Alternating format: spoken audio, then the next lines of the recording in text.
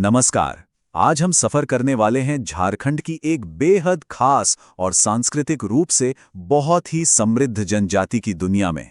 जी हां, आज बात होगी हो जनजाति की। तो चलिए मिलकर समझते हैं इनकी कहानी को। 4। अब ये जो नंबर दिख रहा है ना, ये हो जनजाति की कहानी में एक बहुत ही खास जगह रखता है। कोई अंदाजा है कि ये नंबर आखिर क्या बताता है? तो ये है इसका जवाब। हो जनजाति झारखंड की चौथी सबसे बड़ी जनजाति है। और देखिए, ये कोई मामूली बात नहीं है। इससे पता चलता है कि राज्य की आबादी और उसकी संस्कृति में इनका कितना अहम किरदार है। तो चलिए सबसे पहले ये जानते हैं कि हो जनजाति आखिर है कौन और ये आते कहां से हैं। अगर हम वैज्ञानिक नजरिए से देखें तो हो लोगों को प्रोटो ऑस्ट्रेलॉइड समूह का माना जाता है। अब इसका मतलब क्या है? इसका सीधा सा मतलब ये है कि इनकी जड़ें बहुत बहुत प्राचीन हैं, जो इनकी शारीरिक बनावट में भी नजर आती हैं। तो ये तो हो गई उनकी पहचान की बात, लेकिन सवाल ये है कि ये रहते कहाँ हैं? मतलब झारखंड में इनका मुख्य गढ़, इनका केंद्र कौन सा इलाका है? और ये है वो जगह, कोल्हान प्रमंडल। कह सकते हैं कि झारखंड का ये हिस्सा हो जनजाति का दिल है। यहीं पर इनकी सबसे ज्यादा आबादी बसती है और यहीं इनकी संस्कृति फलती फूलती है। और कुल्हान प्रमंडल की जब हम बात करते हैं तो इसमें 3 जिले आते हैं: पश्चिमी सिंहभूम, पूर्वी सिंहभूम और सरायकेला खरसावां। इन्हीं इलाकों में हो समुदाय की जड़ें सबसे गहरी हैं। चलिए अब बात करते हैं उस चीज की जिसे किसी भी समुदाय की पहचान की आत्मा कहा जाता है, यानी उनकी भाषा और लिपि। हो जनजाति के लिए तो ये बहुत ही ज्यादा मायने रखती है। देखिए, हो जनजाति की अपनी एक अलग भाषा है जिसे हो ही कहा जाता है। और इसमें दिलचस्प बात यह है कि यह भाषा ऑस्ट्रो एशियाई परिवार की मुंडा शाखा से जुड़ी है, जो भारत के सबसे पुराने भाषा परिवारों में से एक है। ठीक है, एक अनूठी भाषा का होना तो एक बात है, लेकिन उसे लिखा कैसे जाता है? मतलब उसे सहेजने का, उसे कागज पर उतारने का क्या तरीका है? इसका जवाब है वारंग चित्ती। ये हो भाषा की अपनी खुद की लिपि है और इसे बनाया भी इसीलिए गया था ताकि ये इस भाषा की खास ध्वनियों और उसकी बनावट को सही सही दिखा सके। ये उनकी सांस्कृतिक आज़ादी का एक बहुत बड़ा प्रतीक है। और पता है, इस लिपि का आविष्कार किसी बाहरी ने नहीं किया, बल्कि समुदाय के ही एक व्यक्ति कोल लाकोबोद्रा ने इसे बनाया था। सोचिए, अपनी भाषा को बचाने के लिए उन्होंने कितना शानदार काम किया। तो भाषा और लिपि के बाद अब हम हो समुदाय के जीवन के आधार की तरफ बढ़ते हैं, जो सीधे सीधे जमीन से जुड़ा है। एक ऐसा काम जो सिर्फ पेट नहीं भरता, बल्कि उनकी पूरी संस्कृति को एक आकार देता है, और वो है कृषि। जी हां, हो जनजाति के लिए खेती सिर्फ एक पेशा या प्रोफेशन नहीं है, ये उनकी जिंदगी का तरीका है। उनका पूरा समाज, उनके रीति रिवाज, सब कुछ जमीन से ही जुड़ा है। और जमीन के साथ इनका रिश्ता कितना गहरा है, इसका अंदाजा इसी बात से लगा सकते हैं कि इनके पास अलग अलग तरह की जमीन के लिए अलग अलग नाम हैं। जैसे कि बेड़ो, जो सबसे उपजाऊ जमीन होती है, फिर है वादी, जो मध्यम उपजाऊ है, और गोड़ा यानी कम उपजाऊ जमीन। और जमीन से यही गहरा रिश्ता उनके त्योहारों में, उनके उत्सवों में भी साफ झलकता है। उनका जीवन और उनके त्योहार दोनों ही जमीन और खेती से गहराई से जुड़े हुए हैं। और ये बात वाकई बहुत खूबसूरत है कि उनके लिए काम और उत्सव ये 2 अलग अलग चीजें हैं ही नहीं। वो अपने काम का ही उत्सव मनाते हैं। खेतीबाड़ी का हर एक पड़ाव अपने आप में एक त्योहार है। माघे बाहा, उमुरी, जोमन्ना, होरो, कोलोम, ये सिर्फ त्योहारों के नाम नहीं हैं, बल्कि ये एक तरह से खेती के कैलेंडर के पड़ाव हैं। हर एक त्योहार बुआई, रोपाई या फिर फसल की कटाई जैसे किसी न किसी खास काम से जुड़ा है। ये प्रकृति और अपनी मेहनत के प्रति आभार जताने का उनका अपना तरीका है। तो आखिर में एक सवाल मन में जरूर आता है, जो सोचने पर मजबूर करता है कि आज की इस तेजी से बदलती दुनिया में, जहां हम सब अपनी जड़ों से कहीं ना कहीं दूर होते जा रहे हैं, कोई भी संस्कृति अपनी जमीन, अपनी मेहनत और अपने उत्सवों के बीच इतना गहरा, इतना पवित्र रिश्ता आखिर कैसे बनाए रख सकती है?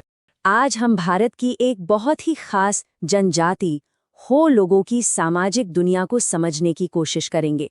मतलब वो कौन सी बातें हैं, वो कौन से नियम हैं जो इस समुदाय को एक साथ जोड़ कर रखते हैं। तो चलिए शुरुआत करते हैं हो समाज में हुए एक बहुत ही बड़े बदलाव से। देखिए, एक वक्त था जब इनका समाज मात्र सत्तात्मक हुआ करता था, यानी सब कुछ माँ के वंश से चलता था। लेकिन समय के साथ इसमें एक बड़ा शिफ्ट आया और आज ये एक पितृ सत्तात्मक समाज है, जहाँ वंश पिता के नाम से आगे बढ़ता है। ये एक ऐसा बुनियादी बदलाव है जिसका असर उनके जीवन के हर पहलू पर पड़ता है। और इस पूरे सोशल स्ट्रक्चर की आप कह सकते हैं रीढ़ की हड्डी है इनकी अपनी एक खास वंश व्यवस्था। अच्छा, तो ये वंश व्यवस्था चलती कैसे है? इसकी सबसे जरूरी कड़ी है किली। अब किली को हम अपनी भाषा में गोत्र या वंश कह सकते हैं। किसी भी हो व्यक्ति के लिए उसकी किली उसकी पहचान का एक बहुत बड़ा हिस्सा होती है, जो उसे अपने पुरखों और अपने समुदाय से जोड़ती है। और ये कोई एक दो वंश की बात नहीं हो रही है।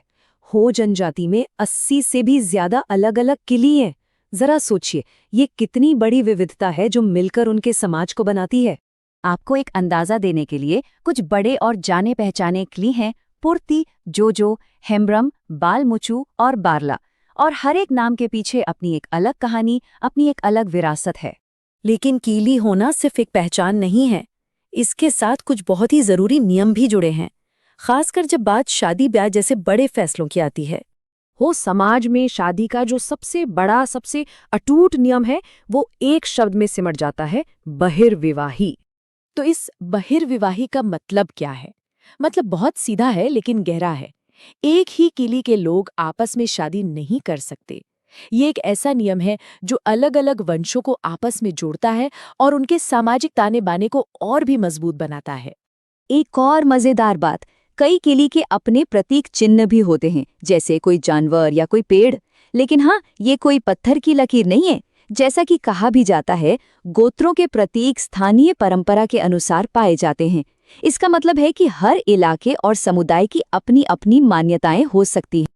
चलिए, अब किली सिस्टम से थोड़ा आगे बढ़ते हैं और देखते हैं कि इनकी रोजमर्रा के जीवन में कौन सी अनोखी परंपराएं और मान्यताएं हैं जो इनकी संस्कृति को एक खास रंग देती हैं। समाज में पारंपरिक तौर पर महिलाओं और पुरुषों के काम काफी साफ तौर पर बटे हुए हैं। जैसे एक बहुत ही सख्त नियम है कि महिलाएं खेत में हल नहीं चला सकती। ये एक ऐसा काम है जो खास तौर पर पुरुषों के लिए ही माना गया है। और बिल्कुल इसी तरह एक और अहम नियम है जो महिलाओं को तीर धनुष इस्तेमाल करने से रोकता है। ये छोटे छोटे नियम कायदे ही हैं जो उनकी संस्कृति को बनाए रखते हैं। और हाँ, एक और खासियत जो देखने को मिलती है, पारंपरिक रूप से हो पुरुषों के चेहरे पर दाढ़ी मूछ या तो बहुत कम होती है या फिर होती ही नहीं है। ये भी उनकी एक शारीरिक पहचान मानी जाती है। अच्छा, कल्चर की बात हो और खाने पीने का जिक्र ना हो, ये तो हो ही नहीं सकता। इनके यहाँ एक खास पेय है इल्ली, जिसे हांडी भी कहते हैं। ये सिर्फ एक ड्रिंक नहीं है, बल्कि एक पवित्र पेय है जिसे पूजा पाठ में देवी देवताओं को भी चढ़ाया जाता है। तो हमने देखा कि हो जनजाति की सामाजिक बनावट, परंपरा और बदलाव की एक बहुत ही दिलचस्प कहानी है। हमने ये भी देखा कि कैसे उनका समाज मात्र सत्तात्मक से पितृ सत्तात्मक हो गया।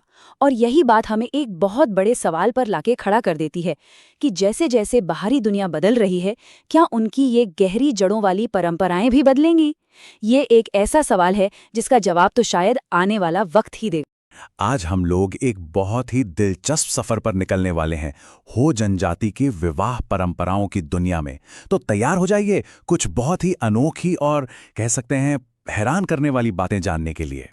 तो चलिए इसकी शुरुआत एक ऐसे सवाल से करते हैं जो शायद हम सबने कभी ना कभी सोचा ही होगा कि आखिर कोई इंसान किससे शादी कर सकता है? क्या इसके कोई नियम होते हैं? अब मजे की बात यह है ना कि दुनिया के हर कोने में हर समाज ने इस सवाल का अपना एक अलग ही जवाब ढूंढा है। तो आज हम हो जनजाति की इन्हीं अनूठी परंपराओं को खंगालेंगे और देखेंगे कि भाई उनका जवाब क्या है इस सवाल पर। अच्छा, तो हो जनजाति की जो पूरी शादी की व्यवस्था है ना, उसका एक बहुत बड़ा सबसे जरूरी नियम है और वो है बहिर्विवाह। अंग्रेजी में इसे एक्सोगैमी कहते हैं। चलिए समझते हैं कि आखिर ये है क्या चीज। देखिए, बिल्कुल सीधे साधे शब्दों में कहें तो एक्सोगामी का मतलब होता है कि किसी भी व्यक्ति को अपने ही समूह या अपने कबीले या अपने गोत्र के बाहर शादी करनी होती है। ये एक तरह का सामाजिक नियम है जो असल में खून के रिश्तों में शादी को रोकता है। और हो जनजाति के लिए तो ये नियम सबसे ज्यादा जरूरी है। मतलब अपने गोत्र के बाहर ही शादी करनी है। ये एक ऐसी पत्थर की लकीर है जिसे कोई भी नहीं तोड़ सकता। तो सवाल उठता है कि ये नियम आखिर लागू किस पर होता है? इसका जवाब है गोत्र और रिश्तेदारों पर। यही तो हो समाज की नींव हैं, उसके बिल्डिंग ब्लॉक्स हैं। चलिए इसको थोड़ा और करीब से देखते हैं। देखिए, हो समाज जो है वो कई गोत्रों में बटा हुआ है। कुछ बड़े गोत्रों के नाम हैं पुर्ती, जोजो, हेम्ब्रम, बालमुचू और बारला। अब नियम यह है, और इसे ध्यान से समझिएगा, कि एक पुर्ती गोत्र का व्यक्ति दूसरे पुर्ती गोत्र के व्यक्ति से शादी नहीं कर सकता, और यही नियम बाकी सभी गोत्रों पर भी लागू होता है। और रुकिए, बात सिर्फ यहीं खत्म नहीं होती। हर गोत्र का ना अपना एक प्रतीक, एक चिन्ह या जिसे टोटम कहते हैं, वो भी होता है। ये उनकी पहचान का एक बहुत बड़ा हिस्सा है। जैसा कि हमारे स्रोत बताते हैं, स्थानीय परंपरा के अनुसार गोत्रों के प्रतीक पाए जाते हैं। इससे पता चलता है कि ये परंपराएं कितनी गहरी और कितनी पुरानी हैं। तो ठीक है, एक नियम तो अब तक बिल्कुल साफ हो गया है कि शादी गोत्र के बाहर ही होगी। लेकिन क्या कोई पसंद भी होती है? मतलब क्या कोई ऐसे रिश्ते हैं जिन्हें प्राथमिकता दी जाती है? चलिए अब जरा इसी को समझते हैं कि क्या मना है और क्या पसंद किया जाता है। यहीं पर आकर ना ये मामला और भी ज्यादा दिलचस्प हो जाता है। देखिए, एक ही गोत्र में शादी करना तो बिल्कुल ही मना है, लेकिन मामा की बेटी या बेटे से शादी को खास प्राथमिकता दी जाती है। तो देख रहे हैं, एक तरफ एक बहुत ही सख्त ना है और दूसरी तरफ एक पसंदीदा हाँ भी मौजूद है। तो नियम कानून तो हमने समझ लिए, पर सवाल यह है कि ये शादियां असल में होती कैसे हैं? क्या बस एक ही तरीका है? नहीं, बिल्कुल नहीं। हो जनजाति में शादी के एक नहीं बल्कि कई अलग अलग और बड़े ही दिलचस्प तरीके हैं। आइए जरा जानते हैं इनके बारे में। देखिए, जो सबसे अच्छा, सबसे सम्मानित तरीका माना जाता है वो है आदि विवाह। इसमें क्या होता है कि लड़का यानी दूल्हा पूरे मान सम्मान के साथ लड़की के घर रिश्ता लेकर जाता है। लेकिन कहानी सिर्फ इतनी सी नहीं है, और भी कई तरीके हैं, और उनमें से कुछ तो सच में काफी हैरान कर देने वाले हैं। चलिए इन 4 मुख्य तरीकों को एक एक करके देखते हैं। पहला तो है आदि विवाह, जो सबसे आदर्श माना जाता है। फिर आता है अंडी या ऊपरोटिपी, और ये क्या है पता है? ये असल में दुल्हन के अपहरण द्वारा विवाह है। हाँ, सच में। तीसरा है आदर विवाह, ये भी बड़ा अनोखा है। इसमें दुल्हन खुद जबरदस्ती दूल्हे के घर में घुस जाती है और तब तक रहती है जब तक शादी ना हो जाए। और चौथा आखिर में है दिक्कू आदि, जिसमें पड़ोसी हिंदू संस्कृति का असर साफ साफ नजर आता है। देखिए, कोई भी परंपरा ना एक खाली जगह में नहीं पनपती। उस पर इतिहास का, आसपास की दुनिया का, सबका असर पड़ता है। तो चलिए अब ये भी देखते हैं कि हो जनजाति की इन परंपराओं पर किन चीजों का असर पड़ा है। यहां पर 2 बातें खास तौर पर ध्यान देने वाली हैं। पहली तो ये कि हो जनजाति में ऐतिहासिक रूप से बहुविवाह यानी पॉलीगमी, मतलब एक से ज्यादा पत्नियां रखने की प्रथा रही है। और दूसरी बात ये कि जो दिक्कू आदि विवाह है वो उन इलाकों में ज्यादा आम है जहां हिंदू संस्कृति का प्रभाव ज्यादा है। इससे पता चलता है कि कैसे संस्कृतियां एक दूसरे से मिलती हैं, सीखती हैं और बदलती हैं। तो इन सब बातों का निचोड़ क्या है? यही कि हो जनजाति के जो शादी के रीति रिवाज हैं वो सिर्फ कुछ नियम कानून नहीं है, बल्कि ये एक पूरी की पूरी सामाजिक व्यवस्था है। ये नियमों का, पसंद नापसंद का और अलग अलग तरह की प्रथाओं का एक। कभी सोचा है कि किसी जनजाति की आस्था का पूरा ब्रह्मांड कैसा दिखता होगा? आज हम भारत की हो जनजाति की आध्यात्मिक दुनिया में झांकने वाले हैं, जो वाकई में बहुत दिलचस्प है। तो सवाल ये उठता है कि उनके इस ब्रह्मांड के केंद्र में कौन है? अच्छा, इसमें प्रकृति का क्या रोल है? और ये सारी मान्यताएं, ये सारी आस्था उनके रोजमर्रा के जीवन पर कैसे असर डालती है? चलिए समझते हैं। देखिए, हो जनजाति का जो विश्वास है वो सिर्फ कुछ रीति रिवाजों का कलेक्शन नहीं है। नहीं, ये एक पूरी की पूरी डिवाइन व्यवस्था है, एक स्ट्रक्चर है। तो आइए इस व्यवस्था को परत दर परत समझते हैं, बिल्कुल ऊपर से लेकर नीचे तक। तो जैसा कि हर कहानी में होता है, शुरुआत हमेशा सबसे ऊपर से होती है। तो चलिए देखते हैं कि इस पूरी दिव्य व्यवस्था के शिखर पर कौन है। इस पूरी हायरार्की में सबसे ऊपर है सिंहबोंगा यानी सूर्यदेव। वो सिर्फ एक देवता नहीं है, बल्कि सारी शक्ति, सारी रचना का स्रोत वही है। सब कुछ उन्हीं से शुरू होता है और सब कुछ उन्हीं में वापस मिल जाता है। लेकिन सिंहबोंगा अकेले नहीं हैं, उनके नीचे बोंगा की एक पूरी दुनिया है। ये प्रकृति की आत्माएं हैं जो हर चीज में बसी हैं, जैसे गांव की रक्षा करने वाले पहाड़ी बोंगा, बारिश लाने वाले दिसाउली बोंगा। हर देवता की अपनी एक खास भूमिका है और इससे पता चलता है कि प्रकृति के साथ उनका रिश्ता कितना गहरा है। तो सवाल ये है कि ये इतने शक्तिशाली देवता इंसानों से कैसे जुड़ते हैं? तो चलिए अब आसमान से जमीन पर आते हैं और देखते हैं कि लोगों और पवित्र जगहों के जरिए ये आस्था कैसे जिंदा रहती है। देखिए, हर समुदाय को एक मार्गदर्शक चाहिए होता है। लोगों के लिए वो है द्यूरी। द्यूरी सिर्फ एक पुजारी नहीं है, बल्कि वो देवताओं और लोगों के बीच की एक जीती जागती कड़ी है। उनका काम ये पक्का करना है कि सारे अनुष्ठान सही से हों और समुदाय पर आशीर्वाद बना रहे। और यहीं पर एक बहुत ही सुंदर संतुलन देखने को मिलता है। एक तरफ है द्यूरी जो पूरे समुदाय के लिए है, और दूसरी तरफ है हर घर के अंदर की एक बहुत ही निजी और पवित्र जगह, अडिग। रसोई का ये कोना सिर्फ पूजा की जगह नहीं है, ये वो जगह है जहाँ पूर्वज बसते हैं, जो परिवार को अपनी जड़ों से जोड़े रखते हैं। ये जो पूरी दिव्य व्यवस्था है, ये सिर्फ आसमान में या मंदिरों में नहीं है, ये उनके जीवन के हर एक पहलू में रची बसी है। उनकी रोज की सोच से लेकर जीवन और मृत्यु जैसे बड़े मौकों तक।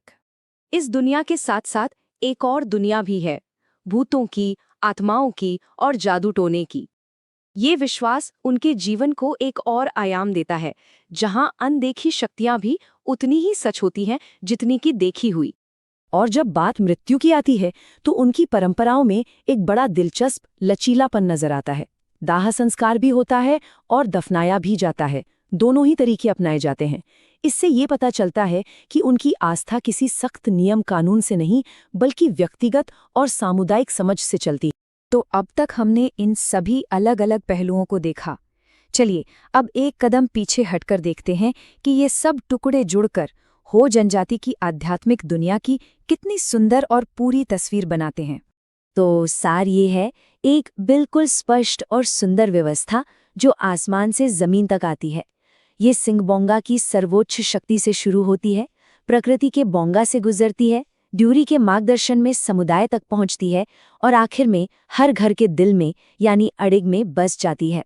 ये सिर्फ एक विश्वास नहीं है, ये जीने का एक पूरा तरीका है। और यहीं पर हम एक आखिरी सवाल के साथ रुकते हैं। प्रकृति, समुदाय और पूर्वजों से इतनी गहराई से जुड़ी ये आस्था आज की इस भागदौड़ भरी दुनिया को क्या सिखा सकती है? इस सफर में साथ देने के लिए बहुत बहुत शुक्रिया।